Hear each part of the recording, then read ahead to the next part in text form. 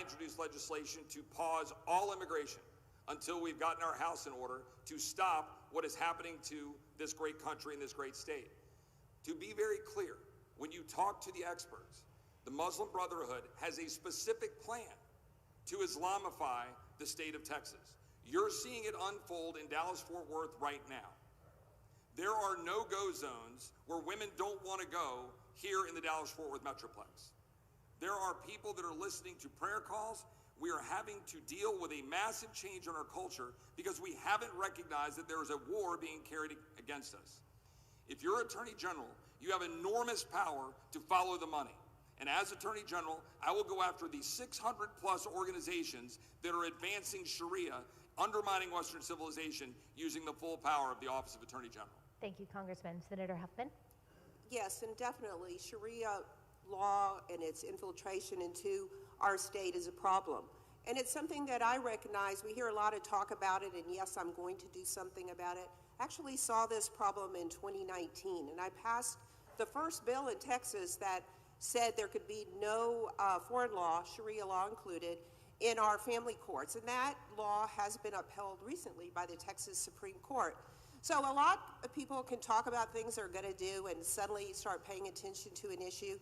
But this is not a problem that has just developed overnight. It is something that has been kind of insidious, working its way into our culture. I think we have to take all measures, legal measures that we have. As Attorney General, I will do that. I have proven that as a legislator, as a senator, and as the Attorney General, I would use all tools at my disposal to go after these organizations that are promoting Sharia law in our state. Thank you. Senator Middleton. Thank you. Let me begin with this. This is not a religious liberties issue. This is an America First issue because Sharia law is organized crime, period, and I will treat it as such. And we have some very powerful tools here that I have fought for, like Senate Bill 17, that stops enemy entities, which CARE and Muslim Brotherhood are.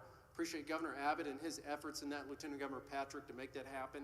And it allows the AG to bring action to sue and force them to sell any property that they own. So we cannot allow these Islamic organizations, Sharia law pushers, to own 1 square inch of Texas. We also have to make sure that the meadow nearby to here remains just that, a meadow. And these are seditious organizations which are attempting to undermine our constitutional republic by threat or force, and I will treat it as such and dissolve them. Thank you.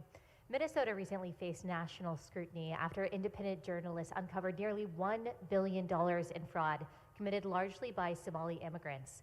As Attorney General, what steps will you take to strengthen oversight and prevent similar instances of fraud in Texas? Congressman Roy. Well, it's a great question. It's one that I've already started working on. I've been working closely with Treasury Secretary Bessent and the great leadership of the Trump administration to follow the money, as I said before. Again, one of the core and central powers of the Office of the Attorney General is to do that. And these vast networks that are engaged in funneling money into our country need to be explored, and they need to be rooted out, and we need to follow the money. But you've got to actually be serious about prosecuting and going after fraud.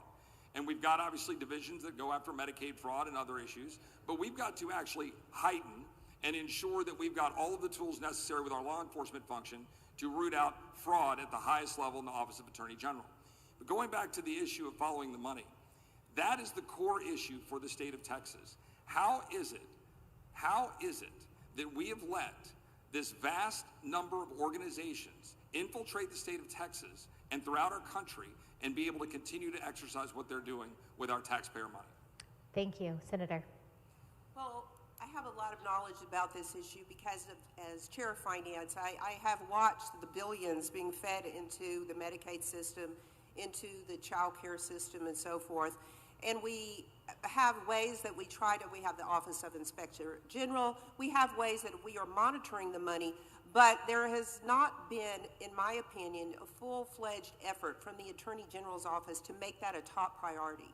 It would be, because it's a crime, and it would be a top priority of mine to work with local law enforcement, with local prosecutors, with the federal government to do an extensive investigation and prosecutions of anyone who is involved in any level of fraud, much less the type that we have seen in Minnesota.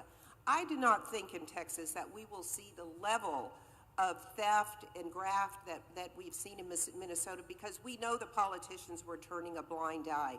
I think in Texas it's going to be deeper, but we're going to have an all-out effort to uncover it. Senator Middleton. Well, look, here's the bottom line. Government doesn't have any money. It's all taxpayer money. That's what they're stealing from us, and we love eliminating this from the budget, right? Waste, fraud, and abuse, but we need to hold those accountable that have committed the waste and the fraud and the abuse, and I'm already in the fight to do exactly that. Food stamps. And it won't surprise anyone, there's a lot of waste, fraud, and abuse related to food stamps. I took on the big soda lobby and stopped soda and candy from being included in the taxpayer-funded food stamp program, eliminating billions of dollars per year in waste, fraud, and abuse.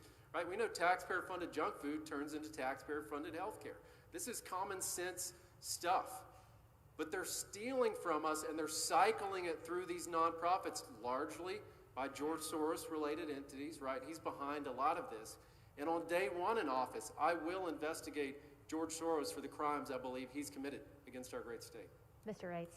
Just on the sheer scale of the Texas population and the size of our economy, if we thought that the Somalian Quality Leering Center fraud was bad in Minnesota, I have reason to believe that it's 100 times worse here in Texas.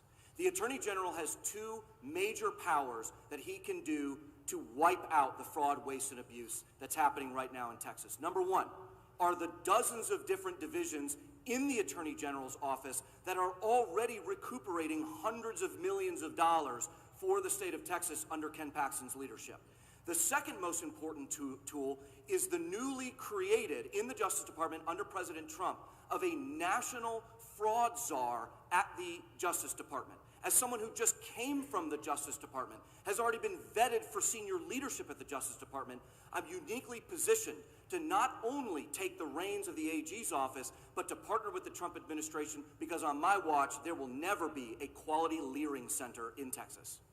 Now we'll turn to illegal immigration and border security. Under the Biden administration, the federal government failed to adequately secure Texas's border. If you are Attorney General under a future Democratic presidential administration, what steps will you take to ensure Texas can exercise the right to protect its own border? Senator Huffman. Well, we have put several laws in place that we didn't have in place when Biden was president. And we were so overwhelmed by the millions crossing the border in Texas that we reacted, but our reaction was probably a little slower than it should have been. But we learned from that assault and that invasion at our southern border.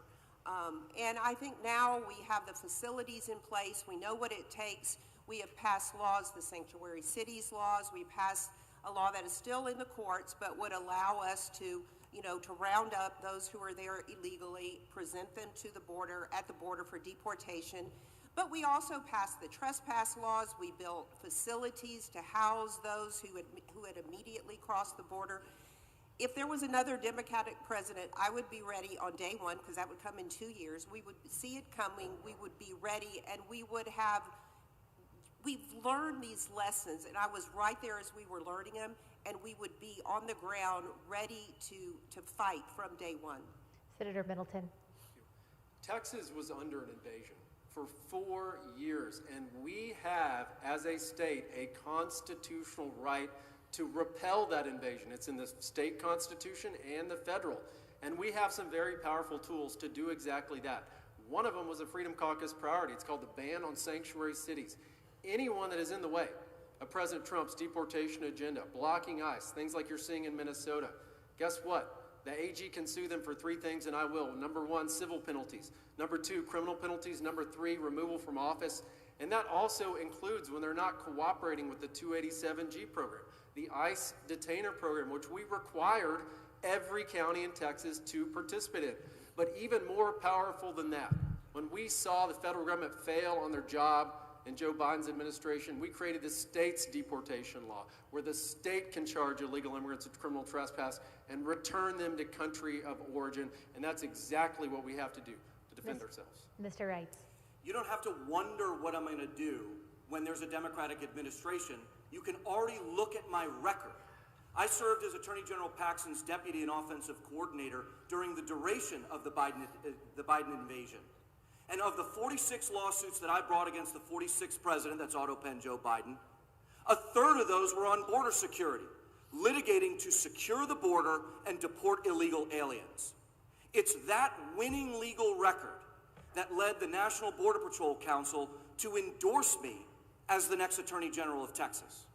I think it's extraordinary that my opponents on stage are doing exactly what I predicted they would do during my opening statement, and that is to give a litany of various bills worked on, as though what's needed are just more laws.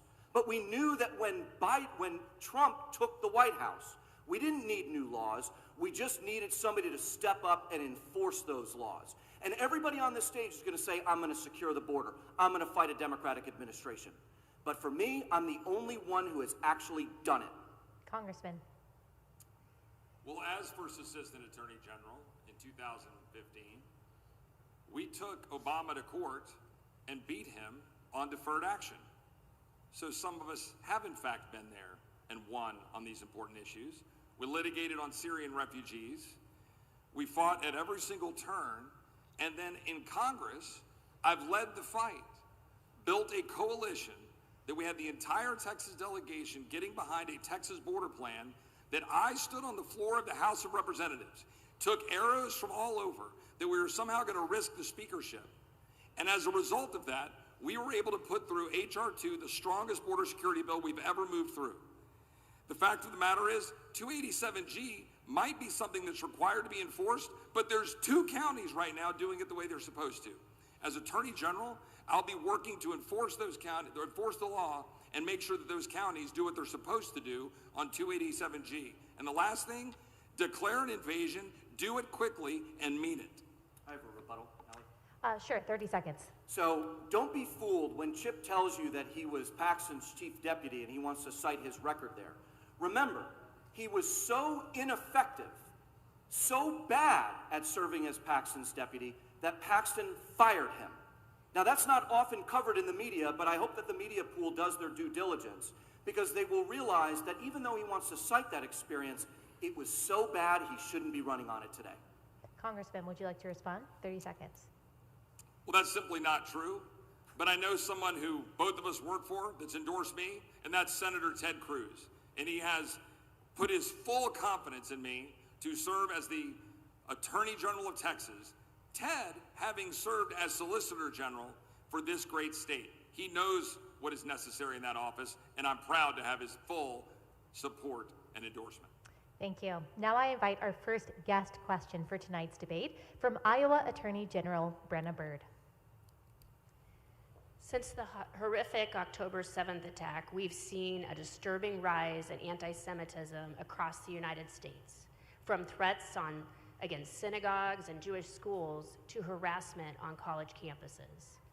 As Attorney General of Iowa, I launched a statewide task force to stop anti-Semitism, and I also led amicus briefs supporting the families impacted by the heinous October 7th attack, and stood with President Trump to hold universities accountable for failing to protect Jewish students.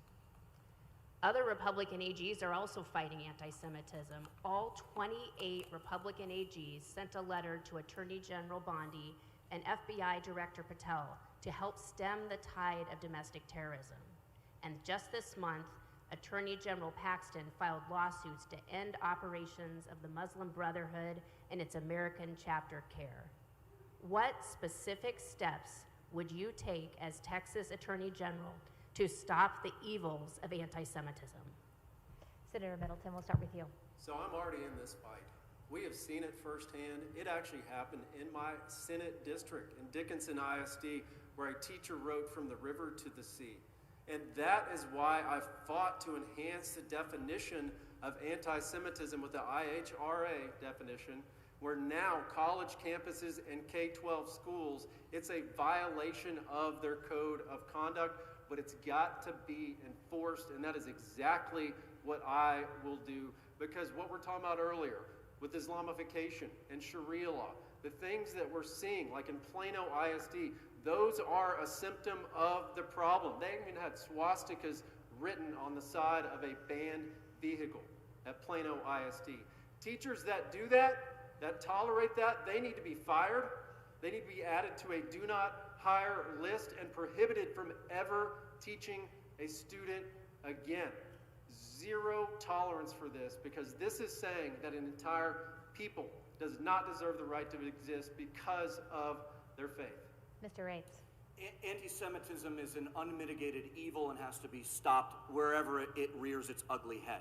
There are two things that the Attorney General can do moving forward.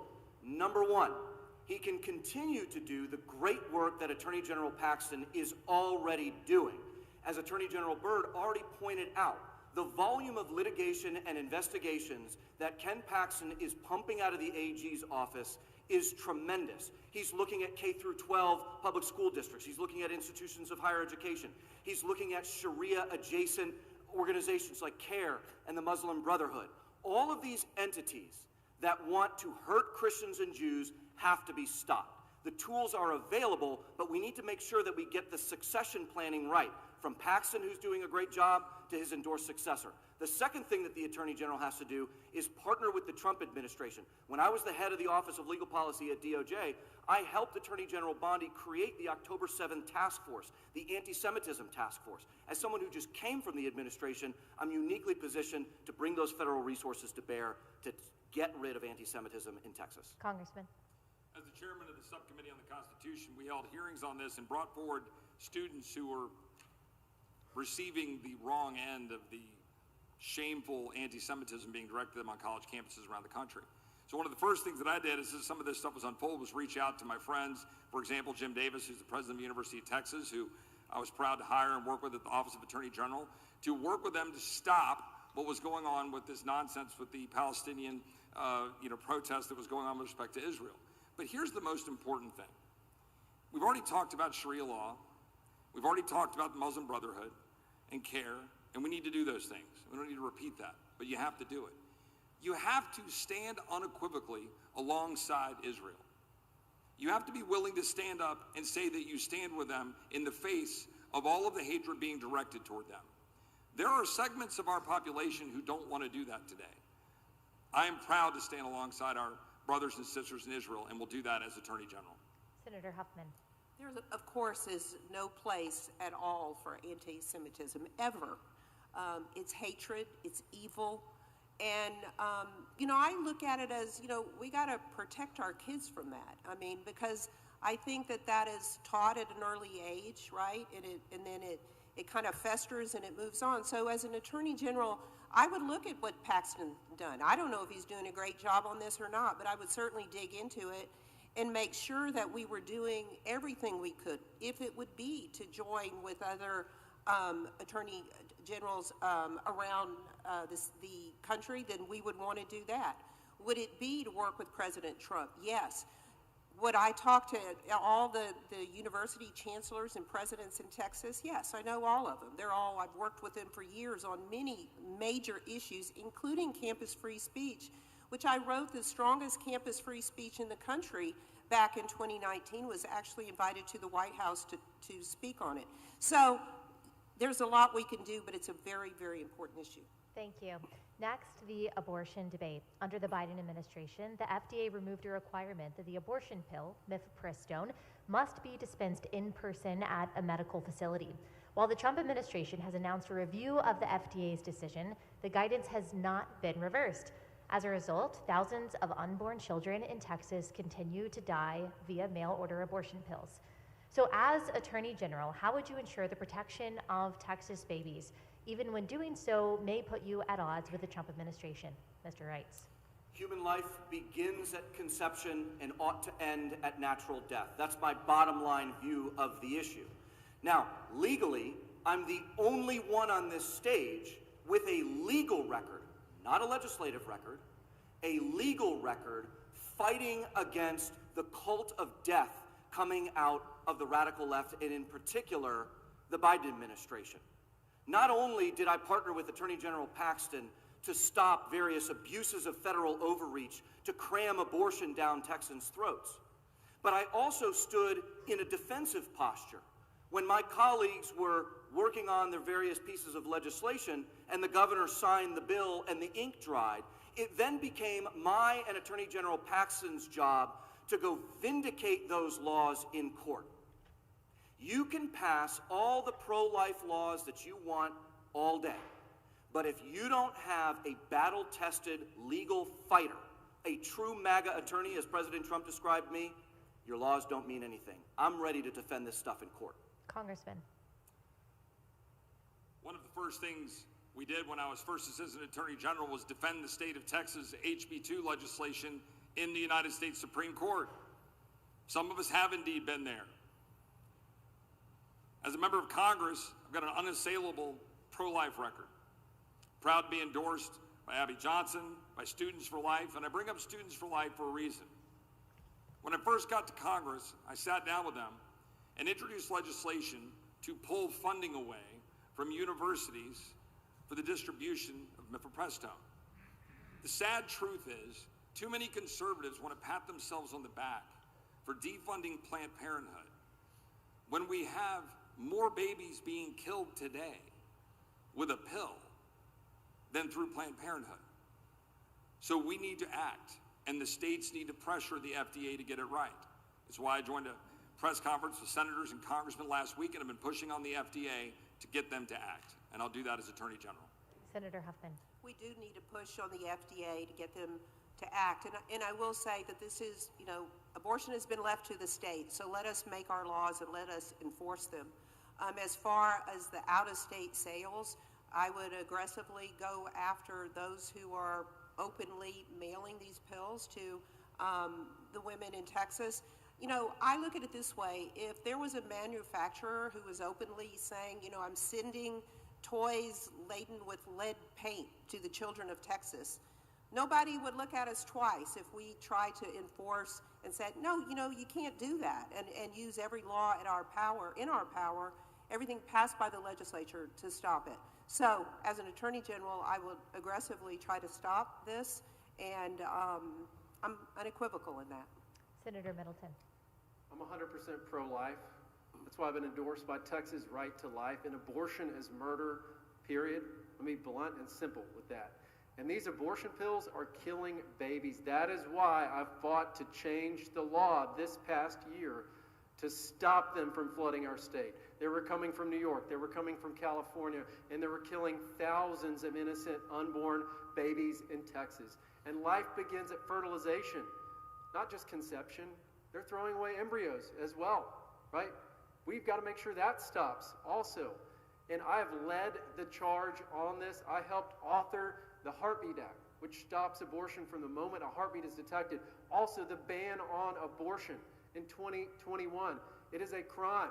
Furnishing the means to an abortion is a crime, and I will prosecute to the fullest extent of the law, and I will use every civil means possible, including the new KETAM actions that we just passed with the ban on out-of-state abortions to stop those shield laws that we've seen in New York and California that have attempted to defeat Texas's pro-life laws. Thank you. Next, we'll focus on the damage caused by transgender ideology. Many young Texans have suffered irreversible damage to their bodies caused by doctors who prescribed them puberty blockers, administered cross-sex hormones, and performed surgeries such as double mastectomies. In 2023, Texas banned these practices for minors. So, as Attorney General, how will you ensure affected Texans can seek justice against the doctors who brutalized them? Congressman. Well, thank you for the question. I'm proud to have the endorsement of Chloe Cole. Chloe, I got to know when she came to testify about the brutal treatment that was levied against her. It's the first time I've seen significant members of Congress on the dais breaking down in tears on the testimony of someone coming before them. And the fact is, I've sat down with Chloe to understand what we can do. And we need to have aggressive legislation and aggressive defense of our laws in the state of Texas. Now, the state of Texas has taken action. I'm not sure if it's far enough, but I want to address something here. I've been criticized for allegedly not being strong enough on this issue, despite supporting legislation to remove funding and to stop these terrible procedures, and they're grotesque. I stood up to try to improve legislation in December that is currently dead in the United States Senate, and to make it something that we could pass with a funding string rather than what my opponents want to criticize me for. The truth matters, and I've stood up alongside those victims, and I will do it as Attorney General. Senator Huffman. Well, I think the important word here is victims, because clearly these young people who were confused, trapped into making these decisions, tricked into the decisions, whatever it was horrible. I remember one night, I don't know what it was, we were debating on the Senate floor about whether or not we were going to pass this bill which prevented genital mutilation of children. I looked at one of my colleagues, Senator Donna Campbell, and I said, I can't believe we're doing this. I cannot believe in America, in Texas, that we are talking about this and we have to make a law against it. It is horrifying to me. So, will I fight it? Will I use every tool? Will I work with the legislature to make sure there are civil remedies for these victims? Yes, because I've always stood up for victims, and this is just another class of victims that I would fight for. Senator Middleton. This is child abuse, period. It's that simple. And the left is coming for our kids. That is why I've been fighting my entire career to protect them from this evil practice, and that's what it really is. This is evil. They're mutilating children, and they're fighting to do it, and they're willing to resort to violence, to perpetrate this on our most innocent. And Texas banned child transgender surgeries. And since I was referenced earlier, I will address this. There was a bill in Congress, and it banned it outright. It was a very strong bill. Chip Roy had an amendment that would have allowed it to continue. It would have rewarded the transgender lobby. It would have rewarded Gavin Newsom and allowed these private transgender surgeries to continue in those blue states. And it was under a states' rights argument, but I'm sorry, there is no right to hurt a child. No right to hurt a child. Additionally, we need to make sure that we ban this completely. And I've been fighting against evil. I'm not just fighting against taxpayer-funded evil, and that's what his amendment would have done, and it's why Terry Schilling, who runs APP, said there was no greater ally to the transgender lobby than Chip Roy. Mr. Reitz. Yeah, I'm glad that the Texas legislature has banned these sorts of monstrous procedures. But that couldn't have happened but for Attorney General Paxton and I providing the legal framework to give the lines within which the legislature colored. I'm proud of the fact that I was the lead author under Attorney General Ken Paxton's opinion that defined unequivocally these trans procedures as child abuse under the Texas Family Code. Once we provided the legislature with that guidance, they finally acted. Now, I hope that I get a minute in rebuttal to say this too. Mays is exactly right about Chip. Chip did what exactly President Trump described about him, which was to make a mountain out of a molehill, to grandstand, to make nothing out of an issue. Why? Only to concede ground to the trans lobby. That's Chip Roy. Congressman, would you like to respond? 30 seconds. So the legislation in question was authored by Marjorie Taylor Greene, who was leaving Congress 2 weeks later and who has since gone on a tirade attacking President Trump. The fact of the matter is that legislation is dead. It is dead in the United States Senate, and it will not do any of the things that my opponents say it will do because it won't become law.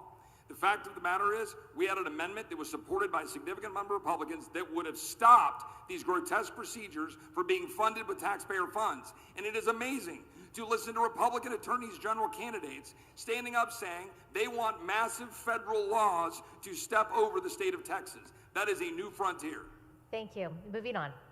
How specifically will you hold accountable any institutions that fail to protect the right of women and girls to sex-exclusive spaces and athletic teams? Senator Huffman. Well, absolutely. We're going to protect women and their right to personal and private spaces. That's a long fight that we've had in Texas. It literally started, I think, almost 6 or 7 years ago with Senator Colcourse. It was crazy because the fight was such that, again, one of those fights that you got to wonder where people have lost their common sense and dignity. But I would do everything I could as Attorney General to make sure that all the public places that are under this law must respect the right of women to have privacy, whether it's schools, institutions of higher education, athletic locker rooms, whatever it may be. I think the Attorney General needs to step in. Again, work with school administrators, work with those who run public buildings, public offices, and make sure that the law is being completely followed. It's just a matter of, it's not just the rights of women, it's just the right of a human being to their privacy and personal space, and it makes sense. Senator Middleton. The transgender lobby is the most violent and deranged you've ever met in your life. They are trying to undermine not just basic biological truths, but basic biblical truths. And that's why I have taken them on since day one and authored and passed the strongest Texas women's privacy law ever. It is a $125,000 per day fine if a man tries to go into a woman's private space like a restroom or a locker room or a shower. This is about protecting our wives, our daughters, and all the future daughters of our great state. And it's common sense as well. This is how we make sure Texas is the safest state in America to live and raise a family. And I will never stop until their agenda is defeated and we never hear about it again. Thank you. Mr. Reitz. I think this is an issue where all four of us on stage are going to be in total agreement on what is right and wrong. We all know that biological boys and men should not be in the private spaces of biological girls and women, period. That's easy. That's low-hanging fruit. I also like the fact that two of my colleagues here on stage in the Senate have worked on bills to ensure that that common sense reality is upheld. What they have never done in their lives is litigate, investigate, sue, or appeal against a school district, a political subdivision, a governmental agency, a public official, anyone taking those bills on offense. I'll say this again, and I'm going to keep threading this needle in a lot of my responses. You can pass all the legislation you want. You can get all the A+ ratings that you want from all the right groups, and I like that. But if you've never turned those statutes into offensive or defensive weapons throughout the justice system, you ain't ready to be Attorney General. And I'm the only one with the record who's done it. Congressman. Well, everybody on the stage, I'll agree, finds this grotesque and would enforce the laws of the state of Texas. I know I certainly would. It's our job as Attorney General. But one of the most important roles of a state leader and as Attorney General is use of the bully pulpit. And one of the things you have to do with this sickness is expose it. So it's important to point out that Leah Thomas is in fact a dude. And you have to be willing to stand up on the floor of the House or in court or in public square and say it. You can't let it just slide by. And you have to do as I did, which is help a friend who was dealing with a transgender individual taking kids and take them to a drag show happy hour, find that individual, expose that individual on the libs of TikTok, and then make that individual get removed from their position of authority in schools. We have a role to expose it, highlight it, and take it out. Our next guest question comes from West Virginia Attorney General J.B. McCuskey. Thank you guys all for your commitment to Texas, and hopefully we will be welcoming one of you guys into our ranks. People are fleeing blue states like California because of their laws that make the lives of Californians harder and more expensive. And many are seeking refuge in Republican-led states exactly like Texas. That's why Republican attorney generals are fighting to make sure that blue state regulations don't follow them when they cross our borders. Last February, I led a lawsuit filed by 22 of my colleagues suing New York over their Superfund law, which demands that energy producers, even those who don't operate in New York, pay $75 billion in retroactive fines. Other Republican attorney generals like me have filed similar lawsuits against a variety of blue states like Vermont, California, Illinois, you name it, who have followed in New York's footsteps trying to create these Superfund laws. Now that President Trump and Secretary Zeldin are reining in the EPA to comply with its own legal mandates, these states intend on becoming their own EPA, passing laws that hurt states that are the epicenters of traditional carbon-based fuels like West Virginia and Texas. As Texas Attorney General, what will you do to push back against blue state overreach and help protect carbon-based fuels like oil, gas, and coal to ensure that America leads the world in energy production and that Americans have access to reliable and affordable energy? Thank you, Attorney General. Senator Middleton. Yeah, so defeating the Green New Scam has always been one of my top priorities because that's really what it is. This is about Texas's energy dominance. What is keeping the lights on here tonight? What kept the lights on during the freeze a few weeks ago? It was oil and gas, hydrocarbons. Energy density matters.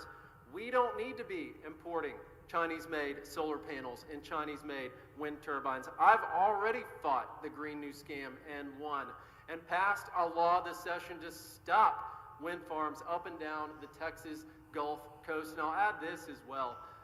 People always ask, what are we going to do with all the turbine blades that we're not using right now? Well, why don't we make them, send them down to the border and use them to finish the wall? It'll be the first time the left has ever opposed recycling, I promise you that. But we've got to make sure we think outside the box here, because this is our lifeblood. It's what funds our schools, either through severance taxes, mineral tax appraisals. It's how the state has its surplus. This is jobs. It's millions of jobs. It's opportunity. And I teach my kids every single time I see a tanker go out the ship channel low in the water. That's America taking money from countries that hate us. Mr. Reitz. I've been at the very cutting edge throughout the justice system, fighting against blue state overreach and environmentalist activists. When I was Attorney General Paxton's deputy, leading 46 lawsuits against the 46th president and winning 85% of those lawsuits, a quarter of those lawsuits were on environmental regulations, on what the Biden administration was trying to cram down on Texas, to destroy our oil and gas economy, to push the Green New Scam on us, to push subsidies on us. I know how to fight against these forces and win. Not only did I do it as Paxton's deputy, but I also did it when I was a senior executive at the Justice Department, when one of President Trump's very first executive orders was to roll back the Biden-era environmental litigation that was oppressing oil and gas exploration and production. And as the head of the Office of Legal Policy, I worked with the Environment and Natural Resources Division at DOJ to roll it back. And as the next Attorney General, we are also going to turn our attention to the local environmentalists that want to obscure local ordinances to stop exploration and production. On my watch, we're going to drill, baby, drill. Congressman. Well, thank you. In 2015, as the first Assistant Attorney General, we were proud to work with West Virginia to challenge the so-called Clean Power Plan. And that was impressive and important litigation that was built upon the team that you develop when you work together among attorneys general across multiple states. And that's one of the important things that is so great about this organization. The second thing that I think is important to know is you've got to be willing to stand up and fight when it counts. Last May, when the big, beautiful bill was moving forward, the Green New Scam subsidies that we were going to repeal and undo were being put back in by a handful of senators and members of Congress. 4 of us in the Budget Committee stood up and said no. And the entire world, all of the eyes were on us, from the White House to the Speaker's office, and we said no. And we were able to get those Green New Scam subsidy repeals put back in that bill. You need someone who will stand up and fight when it counts, regardless of the arrows being tossed at them. Senator. Well, I will always stand up for Texas business, Texas opportunities, and opportunities for Texans to have some relief from energy prices in any way that I can. Maybe one of the first things I would do is to call you and say, how do I join in on this? How does Texas continue to be part of this movement with the Republican Attorneys General Association? And, you know, you have to be able to say, look, it doesn't really matter who the president is or who's in power, whether it's Republicans or Democrats, because there can be overreach and bad ideas that hurt your state. My instance, it would be Texas, no matter who the administration is, right? And so to the extent that some blue state's lame brain idea is going to step on the toes of Texans, you're darn right, I'm going to fight. I'll join with all the allies I can And I will be at the front with the shield and the sword. So let's go. Crime is a top concern for many Texans. Would you use the Attorney General's office to investigate or challenge district attorneys if their leniency appears to be contributing to rising violent crime? Mr. Reitz. Totally. Crime is spiking in Texas, in all of our big blue cities and our big blue counties. We're talking right now in Dallas County, where this district attorney is one of the worst in the state, if not the nation.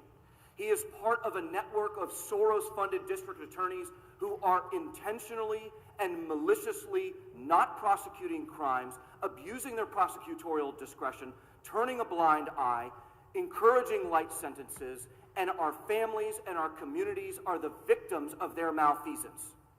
That is a violation of their oath. It is a violation of state law. It is a violation of the local ordinances and statutes to which they are bound. As Attorney General, I have committed from day one that within the first month of taking office, I will seek the removal of the Dallas County District Attorney, Travis County District Attorney, and Harris County District Attorney, because I will not allow these awful leftist, insurrectionist, communist, Soros-funded district attorneys turn Texas into something it never was designed to be. Thank you. Congressman. Well, I was visiting with Crime Stoppers down in Houston a couple of weeks ago, and they told me a statistic that should turn your head. And that is that there are 222 Houstonians who have been murdered over the last 7 years by multiple-time felons who were released and back out on the streets in Houston. That can't happen in Texas. This is Texas. And the fact is, we've got DAs and judges that are allowing it to happen. So of course we should enforce the law, and we should make sure that DAs and judges are held to account. I think the legislature ought to give greater authority to the governor, like Governor DeSantis out in Florida, to remove recalcitrant DAs and to have greater flexibility to do that. And we ought to be able to do that to judges. But importantly, I think the governor's been right when he's been talking about a state prosecutorial function. The Office of Attorney General has prosecutors' assistants. But for a state the size of Texas, with the 8th biggest economy in the world, with over 30 million people, we ought to be able to have a function and not have to rely on Department of Justice as a backstop, but a state function to be able to make sure bad guys are in jail, that gang members are in jail, that cartel members are in jail, and not on our streets harassing the people of Texas. Senator Huffman. Well, there's a reason why I've been endorsed by Texas Crime Victims United and all the major law enforcement agencies in the state of Texas. That's because I've been fighting this fight for a very long time, for almost 40 years now. And recently in the Texas Senate, in the legislature, we finally got past some major bail reform where we can hold those violent offenders from multiple offenders who commit violent crimes without bail. So thank you for bringing that up, Congressman Roy. And we've done other major things, but it's going to take time for all this to go into place. As far as the rogue prosecutors go, I wrote that bill. That was the bill I wrote. And it cannot be done on day one like some claim they're going to do, or in the first month. It is a process. It's a constitutional and statutory process. Are there bad DAs? Yes. But I will say the vast majority of the prosecutors in this state are great people who have their constituents' good will at heart, their best interest at heart. I don't want us to ever forget that. Senator Middleton. Look, this is why this is so important. Our laws, our Constitution, those are not suggestions. And anytime a district attorney is treating it that way, which they are, right? They're not prosecuting criminal trespass in Travis County, for example. The list goes on. They have violated their oath of office because they were supposed to put their hand on the Bible to protect and defend all of our laws, all of the Constitution.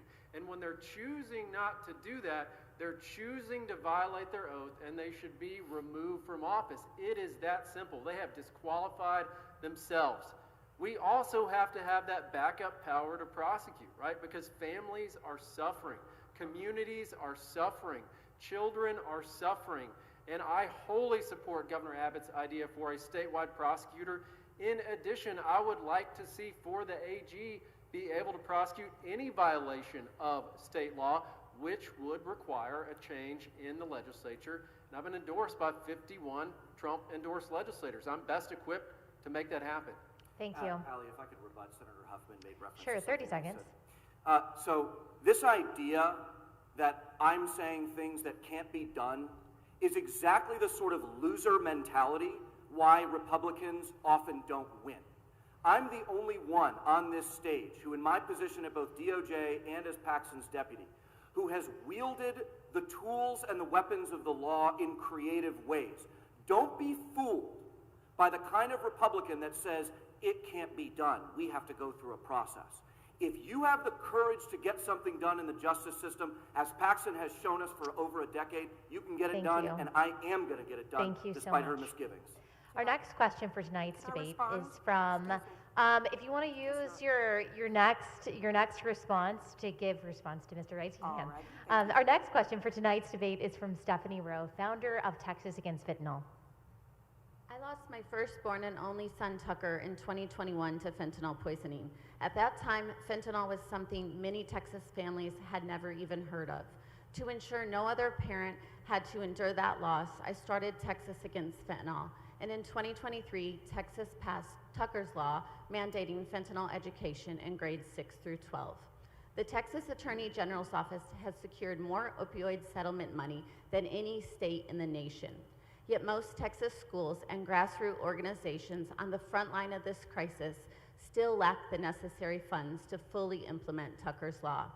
While other states have used their settlement money to provide funding for grassroots organizations, the Texas Comptroller's Office has sent most of its settlement money to large institutions that already receive significant federal funding, not necessarily the schools and organizations who truly need it. Families are asking whether these abatement funds are being deployed in a way that reflects the urgency of this crisis. As Attorney General, if opioid settlement funds appear misaligned with legislative intent and measurable life-saving outcomes, would you use your authority to demand greater transparency, legal review, or corrective action? And what specifically would that look like? Thank you, Stephanie. We'll start with Congressman Roy. Well, Stephanie, obviously, you and I have talked many times, and we all are sorry for your loss, but you've used that loss to try to make the state a better place. And Stephanie and I have worked together and had different functions in and around the Austin area to bring attention to the issue of fentanyl, working with local law enforcement. I'm proud to have the endorsement of a lot of sheriffs and a lot of people around that area, but importantly, doing public service announcements. For example, with Bernie ISD, which I did in the middle of the fentanyl crisis, work with the local law enforcement to bring people attention to it. So what Stephanie's highlighting here is really important. So we get these settlements, we ought to make sure those aren't going to large institutions, but that they're going to make sure that we're getting the job done in the local school districts and that parents are aware of what's going on. When we have a school district like Hayes, where my family lives, and where we had 7 kids die and 14 had to get resuscitated from Narcan in the height of that crisis, that's something that parents didn't know what to deal with. So we held forums, we brought attention to it. As Attorney General, I would use the bully pulpit to do that, and I would fight to make sure the funds were doing that in local districts and schools. Thank you. Thank you. Senator Huffman, I'll give you a little extra time if you want to give your rebuttal and address the question. Thank you, and I just was going to comment on his loser comment, saying if it was something that could be done, I would ask the question, it begs the question, then why hasn't Paxton already done it? Then I'll proceed to this very, very serious question. I'm so sorry for your loss. You know, it goes to show that sometimes you write legislation and then you hear from someone and you realize we should have done it a little differently. So when we got that opioid money, I actually passed legislation to create an opioid council and to have, of course, some by the settlement went to counties and local entities. But the money that came to the state, we created this council so that people like you could be heard. But that is a problem. We can fix your problem. I can fix your problem. So, but I'm very, you know, fentanyl has devastated families, and you are an example of them right here. That's why I passed a bill that you know, we all hear one pill kills. Well, yeah, it does. So I passed a bill that if you sell a fentanyl pill that caused the death of an individual, it's now a murder in Texas. I work with Governor Abbott to get that passed in the legislature, and that's the way it should be. What happened to you was, and your family, and is just wrong, and I'm so sorry for your loss. Senator Middleton. Stephanie, I'm so sorry. I can't imagine losing a child. I saw you a lot in 2023 in the legislature, and That was a big victory to pass Tucker's Law, but now we've got to make sure it's faithfully enforced, because that money is there to save lives, right? That's why this is really there, to save lives. So another mom like you does not have to ever go through this again. And these are people that mean us harm, right? This is fentanyl that's made in China that was flooding over the border, that cartels were pushing into our communities, and they knew it was killing people, and they knew it was killing people just on the first use, often. And that's why I fought to designate cartels as terrorists, and also for the law that will hold them accountable. And if you're distributing fentanyl and someone dies because of it, then they can be charged with murder, and they should, because that's what it is, murder. Also increasing the criminal penalties for distribution to a first-degree felony, which is 99 years in jail. That's exactly what we should seek anytime we catch these people, because they're destroying lives, they're destroying families, and I can never tell you how sorry I am for the loss of your son. Mr. Wright. Stephanie, I mean, this is the first time that you and I are meeting, and I'm heartbroken to hear of your account. I have my own 2 of my 4 kids here with me today, and I'm heartbroken over the thought of a pill that's been taken or something that happens at a party, and before you even know it, a life has just slipped through your fingers prematurely. It's an awful tragedy that has been faced by too many thousands of moms and dads around the country. The fentanyl crisis is not just going against the big pharmaceutical companies, but it's also about securing the border, right? These two things go in tandem. When you have more crime, when you have more drug trafficking, when you have a loose border, when you aren't deporting illegal aliens that are capitalizing on the drug trade and not using, they don't care whether there's trace amounts of fentanyl in what they're pushing on kids. It's a huge problem. This requires a multi-pronged approach. When I was Paxton's deputy, you're exactly right, Stephanie. Attorney General Paxton has brought in hundreds of millions of dollars for the state in opioid settlements, going against big pharma, because big pharma is some of our most legal drug pushers in the nation, and we got to put an end to it. Okay, let's talk about marijuana. In the past, Texas cities like Austin and Denton have adopted policies to deprioritize or effectively stop enforcing state marijuana laws. So as Attorney General, what would you do if more blue cities refuse to enforce state law? Senator Huffman. Well, that is one of the reasons why we can move and start the removal process of a prosecutor, a district attorney, is if they refuse to prosecute across the board a class of offenses and so forth. When we passed the rogue prosecutor bill, many of them kind of stepped back and moved back from the policies of actually stating that that's what they were doing, but in effect, it appears that many are doing that. Sometimes when you look a little closer, actually what they're doing is sort of a pretrial diversion type of program where the person is not arrested or maybe given instructions to go to counseling or something along those lines. So they're sort of circumventing the law in a way. And the law did provide so that there could still be some pretrial diversion programs and so forth. And you're talking about, I'm assuming, very low-level offenses. And so as Attorney General, we just have to watch this and make sure it's not an across-the-board class of offense that is of a serious nature and that they are following the law as it relates to pretrial diversions. Senator Middleton. I'm a tough-on-crime guy. I'm a law and order guy because that is America first, and it is illegal right now, and THC should remain so. That's why I fought for that in the legislature. I just saw something the other day where up to 40% of traffic accidents, there's THC in the system, even though among traffic accidents there are far less people drinking alcohol, right, or far more people drinking alcohol than are taking THC. So, that shows you the magnitude of this problem.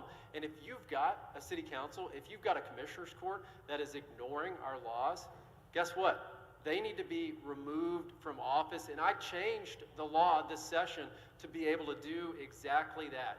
Because willfully ignoring the law when you know what the law is, that's incompetence per se. And now they'll face the music because they go to the presiding judge of the administrative judicial region, which is an Abbott appointee. No longer do they have the George Soros district judge home field advantage in the county that they represent. There is real accountability now. Thank you. Mr. Wright. You know what I'm tired of in our big blue cities and counties is walking down the street and getting overwhelmed with that stink of weed that's everywhere. I hate it. You hate it. You know what I also don't like is seeing now more and more states legalize recreational marijuana, and in our sort of the social, economic, and psychological effects of widespread recreational use of marijuana does to our communities. It increases crime, it increases schizophrenia, it increases all of the other attendant second and third order effects of using hard drugs. By the way, marijuana today is not the marijuana of 50 or 70 years ago. These things are now concocted to be paranoia-inducing hard drugs. I don't like widespread use of recreational marijuana.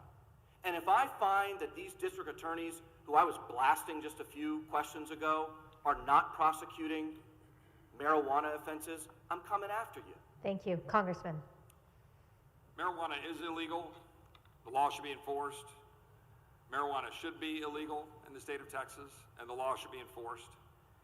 If any exception is made or needs to be made for our men and women in uniform for PTSD in a controlled environment and setting, then that is something that should be continued to be considered. But at the end of the day, we should be enforcing the law in the state of Texas. Thank you. Despite Texas's anti-gambling laws, $5 to $20 billion is reportedly wagered annually in Texas through online sports betting and prediction market apps operating in the state. What tools should the Attorney General use to address unlawful betting? Senator Middleton. So not only is gambling unconstitutional in Texas, it's illegal. And I've already been in this fight with the things that we have seen happen, like with the lottery. Do y'all remember the courier companies where they had these apps on your phone? They were targeting kids, right? They didn't have age verification. Not only that, they had virtual scratch-offs. It was a rogue agency that had to be abolished. And I fought to do exactly that. We've seen it before, though. The Racing Commission, they tried to put slot machines in horse tracks, try to get around the Constitution and our laws. That had to be shut down. So, you know, the list goes on and on and on, but they will always attempt to illegally expand gambling, and I will use the AG's office to stop them. Thank you. Mr. Reitz. Well, newsflash to the guy who's never practiced law a day in his life. If something is unconstitutional, it is illegal. It's not also those things, okay? Gambling is both unconstitutional and illegal, they're synonyms, in the state of Texas. For people that want to change that, that is the legislature's job. And so I appreciate actually Chip's answer just a minute ago with respect to marijuana use. The Attorney General is the chief legal officer of Texas. He doesn't change the law. He doesn't have a lot of room to interpret the law. He doesn't adjudicate the law. He enforces the law. And right now, gambling is illegal. Casino-style gambling is illegal and ought to be illegal. Anybody telling you that the introduction of casino-style gambling, to put a Las Vegas-style strip right here in Dallas, and is telling you that it's going to make the state millions and millions of dollars, for every dollar that is allegedly profited from that degenerate industry, you're talking about hundreds of additional dollars in substance abuse, human trafficking, sex trafficking, crime, gangs, bankruptcies, financial failures, broken marriages, alcoholism, the whole 9 yards. Thank you. I don't Congressman. like it. Gambling is illegal in Texas. The law should be enforced. Gambling should be illegal in Texas. The law should be enforced. And to the extent that there's the questions surrounding sports betting, the current interpretation by the Office of Attorney General in terms of letter opinions is that in fact sports betting is gambling. So we should enforce the law in the Office of Attorney General and wait for the legislature to make any changes the legislature sees fit. Senator Huffman. I would agree with the congressman. And look, I've always been against the expansion of gambling since I first came in to office back in 2008. This is a perennial question. It comes up, everybody talks about it. It's about to pass. It never does. That's because the will of the legislature, the votes in the legislature are not there for it to pass. It is against the law. As Attorney General, I will enforce the law.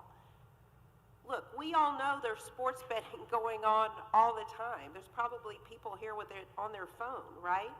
I don't know why anyone at the AG's office hasn't looked at it a little closer and asked the question, are these people breaking the law? It looks to me like they are, but it'd be something that I would look into, because until the legislature changes the law statutorily and constitutionally, it is a violation of the law, and I don't see how sports betting is any different than casino gambling. Our next question for tonight's debate comes from Kansas Attorney General KABB.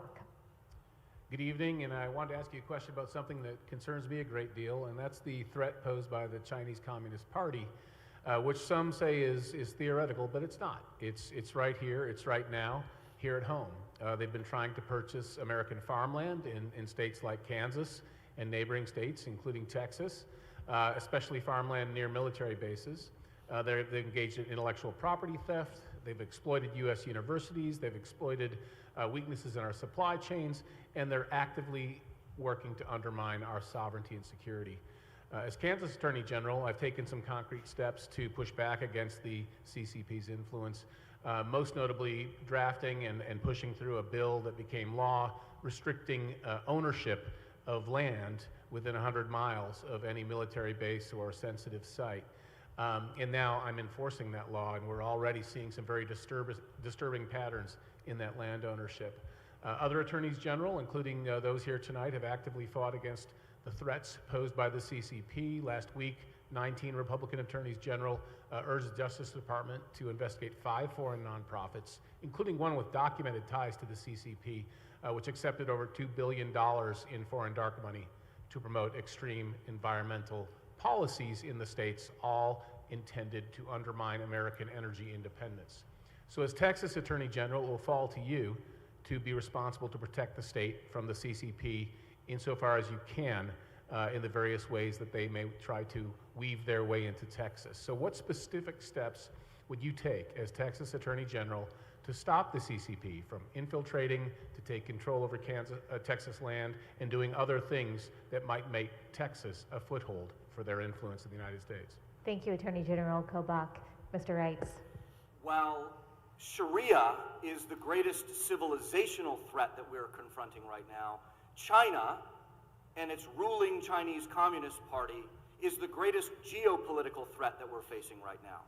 And they are reaching out the tentacles of its red dragon directly into Texas.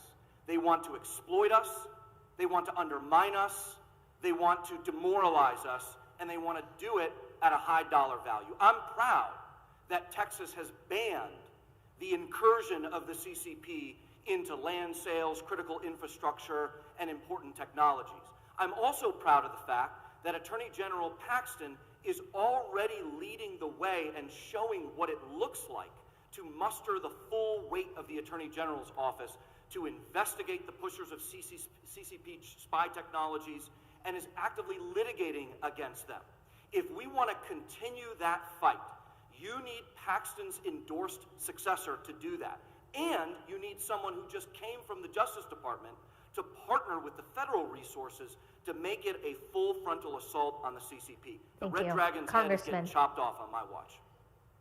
In 2019, as a freshman member of Congress, I talked to my staff about how ridiculous it was that we weren't stopping the CCP from owning land, and not just within 100 miles of military bases, but generally. So I introduced legislation to ban ownership of lands by the Chinese Communist Party or anybody affiliated with it. Now, everybody at the time said, well, that's awfully, aggressive. What are you doing that for? Because we should. And it matters if you lead. It was the first bill that was put out there. It was the first bill to get traction. And then we were able to get some legislation and some of our funding bills, and states took action subsequent to that. But also remember the importance of standing up when it matters, when there's a lot of pressure against you. For example, standing up on TikTok. It mattered that some of us in Congress stood up and said, no, the Chinese Communist Party is not going to be able to comb over all of the information and the data collected on our children and use it by virtue of TikTok. So now we've gotten some reforms in place. And by the way, I think we need to go further. We need to review all that's been happening with the deal making. But it's important that we look at the corporations, the corporate ownership. And by the way, it's not just the Chinese Communist Party. I don't know why any foreign nationals, frankly, are able to own American land, and we should go further. Senator Huffman. Well, I would agree with you that definitely the Chinese Communist Party, the Chinese, a threat to America, to Texas, and to your state. And so recently in the Texas legislature, Senator Kolkhorst, I joint authored the bill with her, passed one of the strongest bills in the country against disallowing foreign ownership of state land, of land in Texas. And it gave significant authority to the Attorney General to enforce that. And that's great, and I would certainly follow up with that. But I think it's so new to us that we need to dive in, we need to do an assessment of what's out there, because I don't think we really know, right? It's been going on, to your point, for so long. We need to work with the Land Commissioner's Office, look through the data, figure out who owns what and where, and do a serious assessment as Texans so that we have that information and then go about the procedures that have been put in place by the legislature to actually enforce this law. Senator Middleton. This is a national security issue, and they mean us harm. That law did not pass in 2023, by the way, and I'll never forget getting phone calls in my office saying, I'm afraid to show up and testify for this bill stopping China from buying our land because of what could happen to our family back in China. Does that not show you we're on the right side of this? But not only that, we found out that WeChat, which is a Beijing-based social media company, was interfering with that law, trying to stop it, organizing the opposition through Jean Wu, who's actually in the Texas House, working with mainland China. They mean us harm, and they interfered with the Texas legislative process. But I was on that conference committee. We got it done this time, and there was something very important I wanted in there, and that was to make sure that the AG has the power to bring an action to force them to divest of this real property. Not just land, minerals, water, timbers, the list goes on. And it's an in-rem action that we have to have, and I will enforce to make sure these enemy entities do not buy Texas out from underneath us. It is that simple. This is Texas first. Thank you. Our final few questions for tonight. Should Texas adopt a closed primary system, and what role should the Attorney General play in that process? Congressman. Yes, and enforce the law. Got it. Senator Huffman. Well, I think the legislature needs to write that law so the Attorney General would know what to enforce and how to enforce it. And they have not to this point. So I think we'll wait and see what the legislature does, but I would enforce any law that the legislature passed. Senator Middleton. Well, I'm one of only 2 people that have filed the closed primary bill. Look, this is important to me. My first election in 2018, I'll never forget. Knocking on a door in Lamarck, Texas. This is in the general, November. This is my list, who's voted in the Republican primary. And I knock on the door and say, oh, I'm not a Republican. I don't vote Republican. Well, you did this March. Oh, yeah, they paid me to vote for your opponent in the primary. Right? They're doing that to get more liberals elected. And this is why this issue is so near and dear to my heart. We've got to make sure that only conservatives are voting. Why are we giving Democrats the opportunity to vote in our primary? This doesn't make sense. Thank you. Mr. Wright. 100% close the primaries. Republican primaries should be for Republicans, not for liberals, not for Democrats, not for people who are coming into our party business to try and screw around with our elections to choose our best Republicans. That's our business. I'm proud of the fact that Attorney General Paxton filed litigation in defense of the Republican Party of Texas and against the Secretary of State in her defense of a facially unconstitutional provision in the Texas Election Code that these 2 senators, well, maybe just one senator, because I'll give May some credit here for trying to fix that, but this is a First Amendment freedom of association issue. This is not just quibbling over the words in a statute. Our party has the right to freely associate with whomever we want. It's a First Amendment issue. And while I did a moment ago give Mays some credit for attempting to pass that law, even if he had got it through, what no one on this stage has ever done is successfully litigate First Amendment appeals or litigation at the district court or up to the U.S. or Texas Supreme Court. That's the issue. have you litigated First Amendment issues? On this stage, I'm the only one, once again, the only one who has successfully done it. And I'll continue to keep my foot on the gas in the same direction as Ken Paxton. If a U.S. Supreme Court seat opens up during Trump's second term, whom do you think he should nominate? We'll start with you, Senator Huffman. I didn't hear the very beginning of what you said. I'm sorry. If a U.S. Supreme Court seat opens up during Trump's second term, whom do you think he should nominate? Oh, wow. That's a tough question.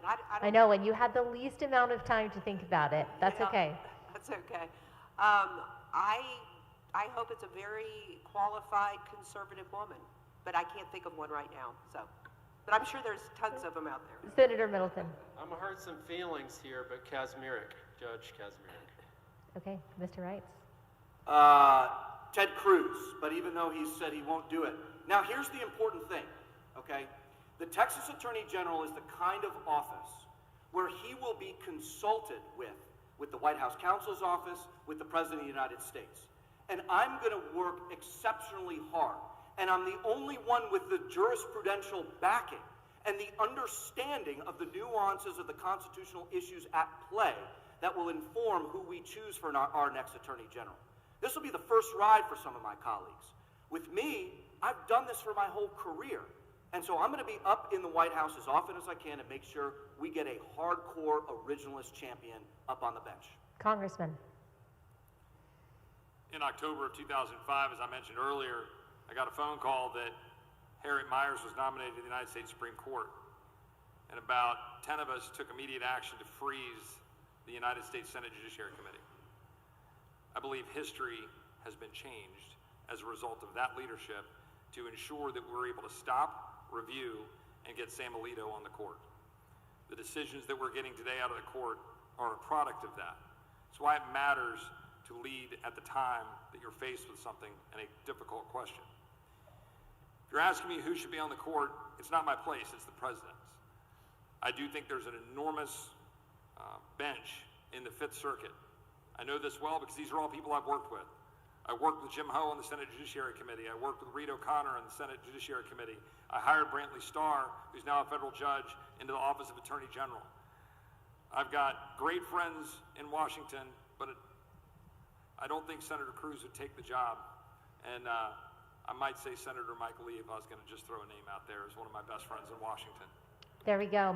Our last question addresses the scope of the Attorney General's power. Texas has seen repeated legal fights over the scope of the Attorney General's authority. What is one major change you would make in how the Attorney General's office exercises power compared with the current Attorney General Paxton's administration? Senator Middleton. Right, so what we're seeing in Minneapolis right now with the mayor there, the governor, they are getting in the way of ICE. One of the most important things in the AG's office is backing up President Trump in his deportation and border security agenda, because we've got to make sure that we don't just deport some illegal immigrants, we've got to deport all illegal immigrants and use every resource and tool available to do exactly that, because this is about keeping our communities safe. And that's why I fought to restore the power of the AG to prosecute election-related crimes as well, because we all know a George Soros DA is not going to prosecute voter fraud. That's why you've got to have the AG's power to prosecute any violation of our election laws, because that's how we make sure only legally qualified citizens are voting in Texas. And if we don't have that, they'll steal it all from us again, just like they did in 2020. Mr. Wrights. The question is not so much what additional powers does the Attorney General need or want. The litigation troops are already arrayed on the battlefield, ready for war. And as we transition from Paxton to the next Attorney General, the only question is who is going to command them at the front? Who is going to be the battlefield, the wartime general, who's going to lift up that banner and take us to victory? I'm the only one in this race who's got the battle scars to prove and the war medals to demonstrate that I have been in this fight leading those troops into legal combat to deliver legal victories for our values, for our state, and our nation. And those troops are going to look to somebody who's got the proof. They're not going to follow somebody who's never practiced law a day in his life and has spent millions of dollars trying to destroy Ken Paxton. They're not going to follow somebody who's tried to destroy Ken Paxton and has opposed President Trump left and right. They're not going to follow somebody who has used a gavel to punish Ken Paxton and hasn't practiced any law in decades. They want somebody who President Trump called a true MAGA attorney and a warrior for the Constitution, and that's Aaron Reitz. Thank you. Congressman. Well, importantly, as I mentioned earlier, I don't think that the Office of Attorney General is following the money as much as it could, with the power that it has to look at the nonprofits and the NGOs that are driving the Islamic invasion of the state of Texas and that are driving the Marxist attack on our cities where DAs are putting criminals on our streets. So that's one. Two, and God rest his soul, I don't want to have to count on the Arizona Attorney General to declare an invasion. The state of Texas should declare an invasion when it's being invaded. Number three, open government. One of the most precious things we have is the ability to ask questions of our government, and we're not moving fast enough. We're not delivering answers quickly enough for the people who want to ask questions of their government. We need to do a better job with that. And finally, child support needs to be much more effective, much more efficient, because it is a critical function of the Office of Attorney General. It is 2/3, roughly, or 3/5, roughly, of the size of the office. Senator Huffman. Well, I've been talking about this for several months while out on the campaign trail, and that is that over the last decade, there's been a great loss of trust between the Attorney General's office and local prosecutors and local law enforcement. We need to rebuild that trust. With my background as a prosecutor, a judge, my many years I've served on criminal justice in the Senate, all the bills that I've passed, the work that I've done with law enforcement, I can bring back that trust. What does that mean?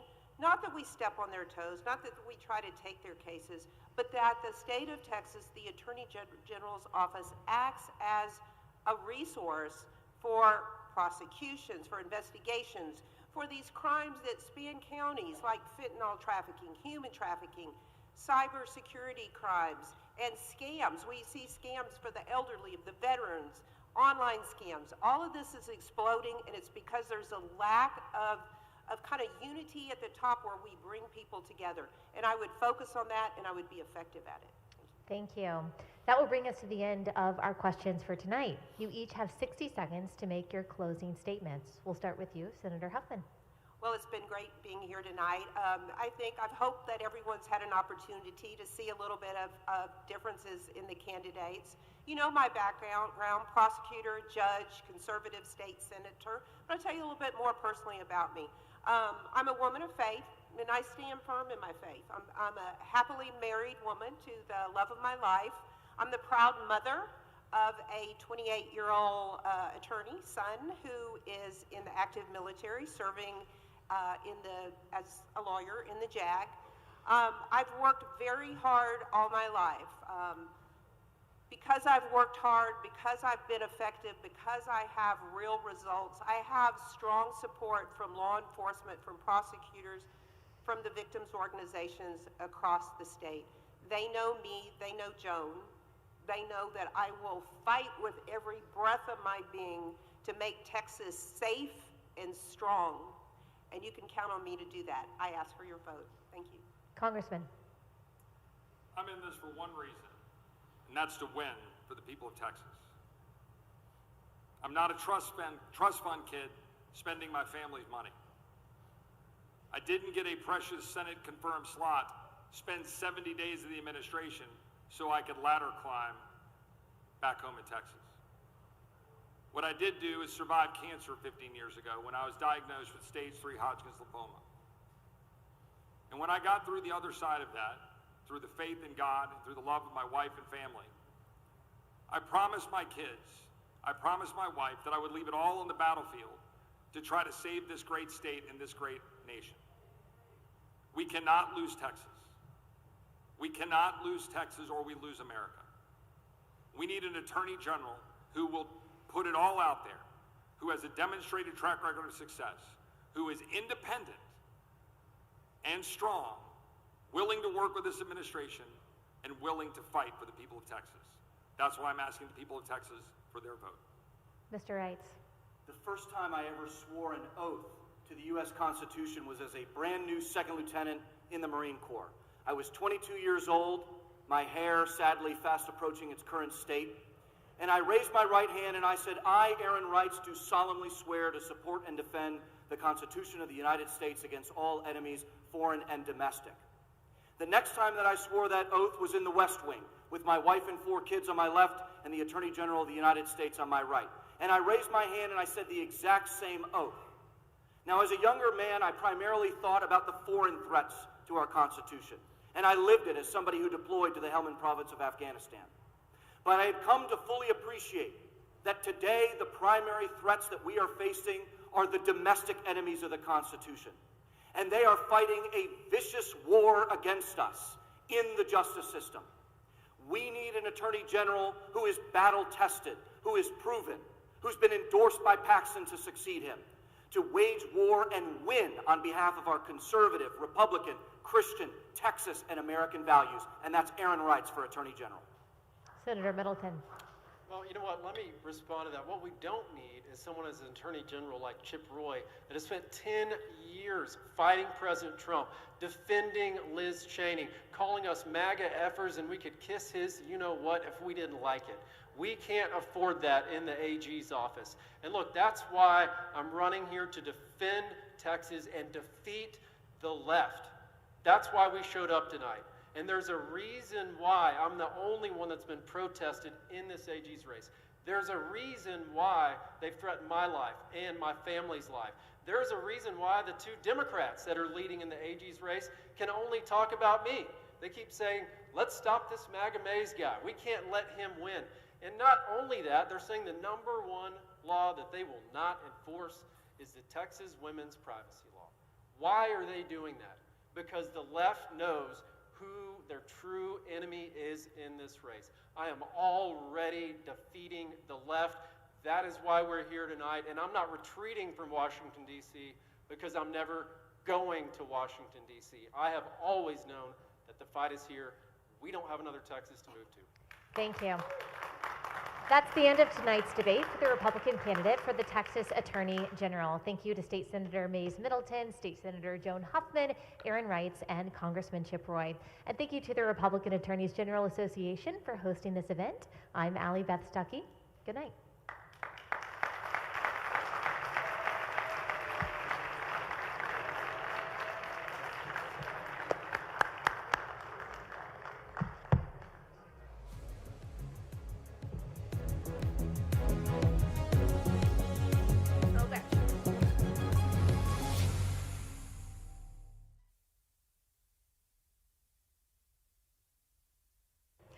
Well, the action isn't over just yet. You can capture instant reactions to the debate over at the Blaze TV exclusive post-debate show. Now, if you're not already a Blaze subscriber, you can use code ALLIE40 to get $40 off an annual subscription. That's at blazetv.com, code ALLIE40. Blaze TV is news, opinion, and entertainment for people who love the American way of life. Leader Scalise, thank you so much for taking the time today. I'm Allie Beth Stuckey. I'm surrounded by 20 liberal Christians. This audience is the reason the news media is no longer the same, because you built a network called The Blaze. For now,